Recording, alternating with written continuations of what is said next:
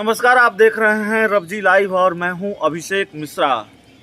ये बड़ा सवाल है बिहार की सियासत के लिहाज से, और ये सवाल बड़ा वाजिब सवाल बनकर टहल रहा है अब कि क्या जेडीयू ने बीजेपी से बदला लेना शुरू कर दिया है।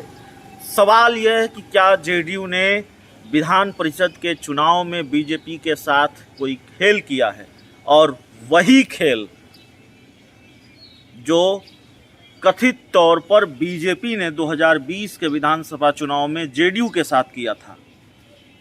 और ये सबसे बड़ा सवाल क्यों है? ये सबसे बड़ा सवाल इसलिए है क्योंकि जेडीयू पर आरोप लगा है उसके सहयोगी दल बीजेपी की तरफ से। बिहार में प्रदेश स्तर के बड़े नेता और पूर्व एमएलसी रजनीश कुमार ने आरोप लगाया है जेडीयू पर भीतरघात का। और सिर्फ आरोप नहीं है, ये खबर हम आपको दिखा चुके हैं, बता चुके हैं कि रजनीश कुमार ने क्या आरोप लगाया है और क्या कहा है। उन्होंने कहा है कि गठबंधन तोड़ लेना चाहिए, बीजेपी को यूपी की तरह बिहार में अकेले चलना चाहिए। हम बस इस सवाल पर बात कर रहे हैं, इस खबर के सामने आने के बाद, रजनीश कुमार के बयान के सामने आने के बाद, कि क्या वाकई बिहार विधान परिषद के चुनाव नतीजों ने, और खासकर बेगूसराय खगड़िया सीट पर जो हुआ है, रजनीश कुमार जो आरोप लगा रहे हैं, उसकी वजह से जेडीयू बीजेपी के रिश्तों में और तल्खी आएगी।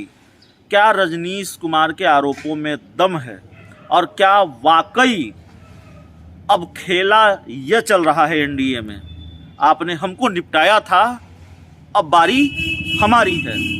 तो जेडीयू अपनी बारी का इंतजार कर रही थी, मौका मिला तो क्या जेडीयू ने बीजेपी को निपटाने की कोशिश की, कम से कम खगड़िया बेगूसराय सीट पर। यह बड़ा सवाल है।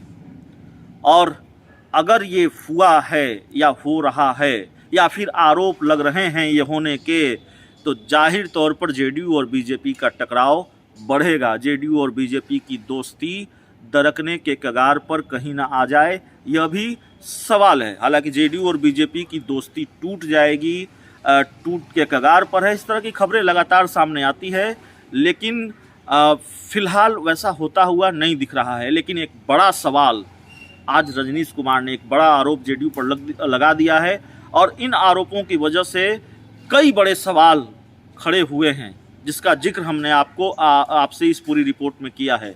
और बीजेपी को लेकर ये कहा है, अपनी पार्टी को भी नसीहत दी है कि अकेले चलना चाहिए, यूपी की तर्ज पर बिहार में अकेले चलना चाहिए, जेडीयू से गठबंधन तोड़ लेना चाहिए।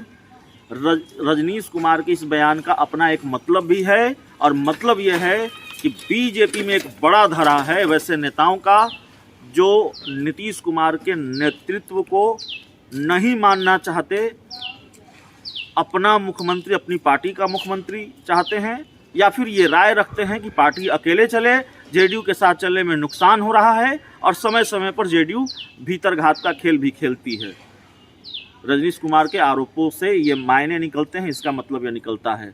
तो आगे क्या होगा यह देखना बड़ा दिलचस्प होगा। लेकिन विधान परिषद चुनाव के बाद भी खेला शुरू हो गया है, या खेला होने का आरोप लगा है। इस पूरी खबर में इतना ही, इस पूरी रिपोर्ट में इतना ही। बहुत बहुत धन्यवाद।